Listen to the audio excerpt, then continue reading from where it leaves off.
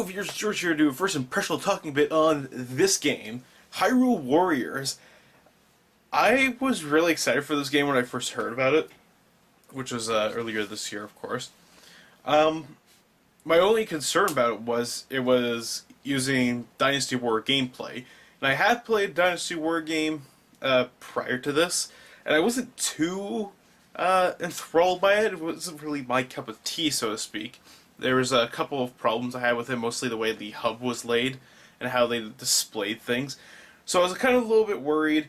I didn't really care too much about the Dynasty Warrior games, but I was willing to try Hyrule Warriors, hoping that, one, that game I played was I don't know how old it was. It wasn't that old, but it was old enough, and that maybe things had improved. Maybe we'll do a few things differently to kind of make it that much more accessible for people who aren't familiar with the series. And I am lucky, rather not lucky, but happy to report that Hyrule Warriors is a lot of fun. Like I said, I don't really care for too much for the Dynasty Warrior games, but I really am enjoying Hyrule Warriors. And although the hub is still very much convoluted in some cases, where they have the mission that you got going displayed off to the side. You have your map up here. You got your health and stuff. You got stuff down here. Stuff down here. That up here. And on the map, when things happen, you need to go and protect a keep that's being overthrown, or one of your allies needs some help or whatever, they put the little dialogue boxes sticking out. But it just looks so messy. Especially in this area right here, the hub looks really messy, and it's not really that great to look at, and it's bizarre that they didn't put a lot of information on the gamepad. They do put some information on there, mostly goals that are being set. You have an overall goal that hangs over here, so you know that, but you have individual goals that come up throughout the each mission that you're doing or whatever that appear on the gamepad. So yeah, so that's my big problem with it, is the hub screen's still very messy to look at and use and stuff like that. But beyond that, though, the gameplay is a lot of fun. Playing as all these characters from the Zelda universe and some new inclusions that were used for this game. It's so much fun to use. It's just it's just fun, is the bottom line of it. It's a really enjoyable, very hack and slashy gameplay, where you only have a few buttons that you can use in the combos. The controls aren't that difficult to grasp or anything. And it does explain things along the way in nice short little dialogue things that you can read, so it's not like you're being overthrown by text and texts and boxes and stuff like that of tutorial bullshit. It's just very quick and easy information to digest. Difficulty of this game, though, is a tad bit sporadic. It starts out rather fine at a normal pace, and you can change it if I'm not mistaken. Probably can. I probably just have it on normal or whatever. But the difficulty is very bizarre, and on top of that, if you kind of get screwed in the way it has the autosave checkpoints going on, you might have backed yourself in a tad bit of a corner in some cases, especially when certain bosses come up. When I was facing off with, what's that boss's name? This boss, it's Goma or something like that. It's the one that fucking everyone knows, where you use the bone arrow to shoot its eye and whatnot. Well, I was kind of stuck on it for a while, because you have to wait for a certain moment to kind of get attacks in on it. But I kind of kept fucking myself over and trying to regain health, and you have to defeat it in a certain time before it overthrows everything and destroys the forest area. There's a lot of those, and especially the more you go on. Like, there's this one where you have such a small window of time to defeat this boss. And to travel, like, sometimes it's not too clear, like, what it wants you to do. Like, there's this other boss. Fuck, I can't even remember the fucking level it was. But the boss that you're facing is this plant boss where you have to use a boomerang to kind of, like, you know, stun it a little bit so it opens up the weak spot that you have to hit. But before you get a chance to actually do any damage to it, it launches what is some sort of seed or something like that where it's attacking the main keep that you have in that level. And you have to defeat the boss before it destroys the keep. Now, the way it that doesn't sound too confusing, but the way it words it is you are told to go and attack the boss, and then it shoots the spores or whatever to attack your keep. So it's telling you have to go to your keep, which is on the fucking other end of the level. But at the same time, it's telling you to defeat the boss quickly. So it's telling you to go protect the keep, but also defeat the boss, which are both at opposite ends of this level on this map. And it's very confusing, and also really does not give you enough time. So it's a lot of a trial and error. But thankfully, any experience or whatever you kind of gain throughout that level, you get to keep, even if you're restored to a previous checkpoint or you restart the level entirely. You do keep all your experiences you gain, which is good, which means, you can play a level a bunch of times and get a bunch of levels and whatever, and eventually you'll get past it. I guess that's the takeaway thing, is if you don't succeed at first, just keep fucking going at it, and eventually, stuff works out.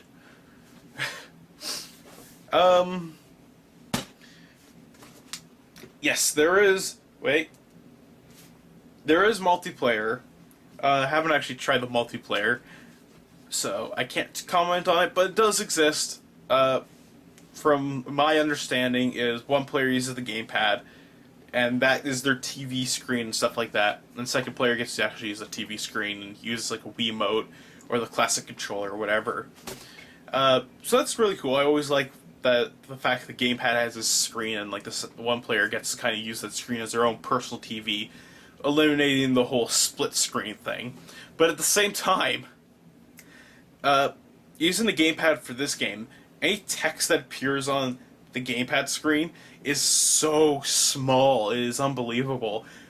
It just kind of is like, I'd rather be looking at a TV screen because the text is way more easily to read on the screen than it is on the gamepad, where it's just so minuscule compared to any other text that naturally would be on the gamepad.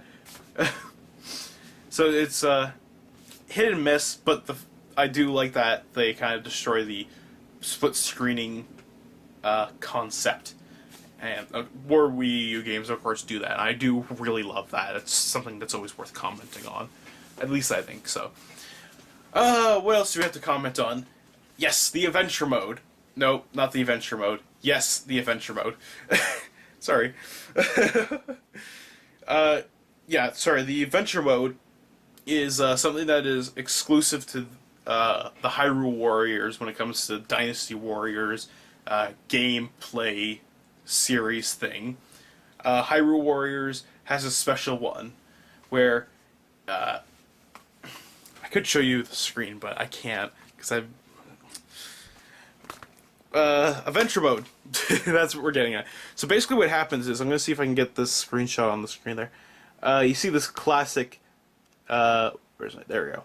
You see this right here. So you walk around on the classic NES Legend of Zelda map, and with each tile of the map, you are given some sort of challenge, like defeat so many enemies in this time limit, or defeat these bosses in this time limit, or you're restricted to using this character, or defeat this, or do that. Like, various challenges, nothing too, like, abstract or out there, at least not from the few I've done. But just enough that it's a cool challenge. There is obviously a challenge mode where although I have not played it, I'm assuming a bit more of the bizarre challenges that are a little more out there and are actually, challenging. Or more so on that, where this one is just kind of like a trial-based objectives. You know, like I said, defeat so many enemies in this time limit, defeat this certain type of enemy, defeat this many bosses, you're restricted this character or this weapon or something along those lines. That's what I've seen so far in the adventure mode. Anyways, as you defeat, that tile, you gain item cards that you can use on there to find hidden equipment that you can only find in the adventure mode that you can use on your characters or whatever to kind of make your character that much more unique to your playstyle or whatever. Like, you can upgrade your characters throughout the game, which I really do love, through like various tree stats essentially, and of course spending rupees to level them up. Which actually really interesting thing is, since there's multiple characters you get to play as through this game, depending on which character has the highest level. So say if Link is at level 10 and I have Zelda and Impa who are only at like level 8, I can spend some rupees to get them to the same level as Link. That way, I don't have to play as them, or I have to exclusively work with them to get them to that level. So that way, they're all caught up and everyone's, ready for the next mission or the next challenge or whatever. I do really like that. That's a really nice way to kind of keep the grinding a minimum and kind of keep the repetitiveness of redoing certain like levels. So that way you can get everyone's stats and levels up to the same, whatever. That's really cool. I do like that. It's also really nice. And also, from my understanding, might have this wrong, I don't think I do, is the computer characters also contribute to leveling up your character. Not as much as, of course, you playing as a character would, but they do help the stats go up a tad bit, which is always nice, and it's really cool. One thing I've neglected to do is actually talk about what the Dynasty Warrior gameplay is. Because, from my understanding, from the couple people I've talked to, not a lot of people seem to be all that knowledgeable of what the exact gameplay nature is. And if you've never played Dynasty Warrior games before, I don't actually blame you. The series isn't exactly that front and forward as many other games out there. So, the Dynasty Warrior gameplay essentially has you playing as a character along with a couple other allies who are computer controlled, or maybe you might have a second player playing them. And you go around a map and you're trying to complete a overall objective. So it could be, keep capture so many keeps, or get to the exit, or something along those lines. And then what you do within the level is, as you progress, you defeat enemy hordes or armies, and you capture their bases throughout the level. And it's a really cool idea where you're like almost this one-man army, even though you have like smaller armies, but they don't really fucking do anything other than just kind of guard keeps or like outposts that you capture throughout the game to at least kind of give you a fighting chance if someone goes to overthrow them, which enemies do a lot, which is really fucking annoying sometimes. But that's essentially it, is you defeat like the outpost guard or the keep guard or what have you, and then once you defeat them, you capture that base as your own. You have your allied troops spawn there, and they kind of guard it, and just kind of gives you more of a play field and less enemy spawn points essentially. It's a really fun gameplay, but I've never found it as much fun as I do in Hyrule Warriors. Like I said, I've played a couple of Dynasty Warrior games, and it's not quite as enjoyable as Hyrule Warriors is. It's standard gameplay, but there's enough there that just kind of makes it so much more accessible with Hyrule Warriors compared to any other Dynasty Warrior game. Maybe it's because of the familiarity of the characters and the franchise and the settings and stuff like that, or maybe they just, it's the newest version of the series or the gameplay, and they've done enough to tweak it to make it more accessible to people who are not familiar with the series. Now, with that said, I don't know what veterans of the Dynasty Warriors series will feel like with this, if those changes are that much more noticeable or, apparent or something like that. If it's going to alienate them or they're going to find it really easy or whatnot. I wouldn't say they would find it easy, but like I said, not too familiar with the Dynasty Warriors series, but I have played a couple. And this one just feels like perhaps the best one in the series, but that's just me talking. What else do we have to mention? Yeah, so there are a bunch of characters from the Zelda series that you get to play as. If I'm not mistaken, I think I remember them saying there's 8 characters you get to play as, but I know that's wrong. There's a couple more. There's characters both on the good and the bad side. There's tons of equipment you can get. You can fuse items together to make them better. Standard stuff like that. There's a story that you can play through that's fairly interesting. It's just very much, a story that gets the characters from point A to point B, from mission to mission kind of thing. It's nothing, to the likes of Majora's Mask or something like that, where there's a really intriguing story of some sorts there. If you like the Zelda series, you'll find so many familiar characters and bosses and enemies in the game. You'll find a lot of, finely tuned things that you'll certainly enjoy, especially if you really like the series of, The Legend of Zelda. They've done a lot to this game to make it very much a Zelda game. Everything from the music that's used in the game to the settings, characters, sound effects that are used. It's very well crafted. And I'm very pleased to say this is a fun and enjoyable game. Definitely a must-have for Wii U owners. And they're releasing DLC, so they're showing quite a bit of promise. They have DLC scheduled from starting next month, or rather October.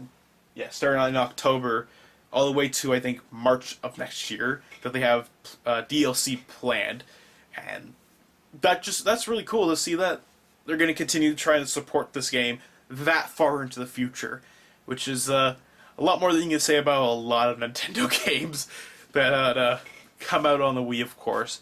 You don't see a whole lot of support now for, Pikmin 3 or anything like that. But it's good to see that a fun game is going to be continuously supported, and I highly recommend you go out and try this game if you can.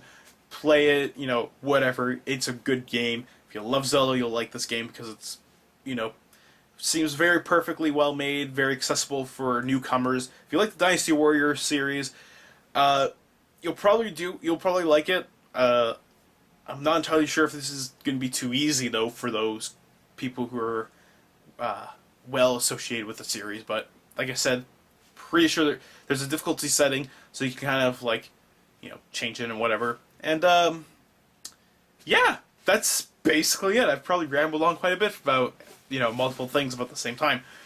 Or said the same thing the same way, whatever. Point being, Hyrule Warriors, fun game, get it, it's a must-have on the Wii U, and, yeah, with that all said and done, until next time, keep on gaming.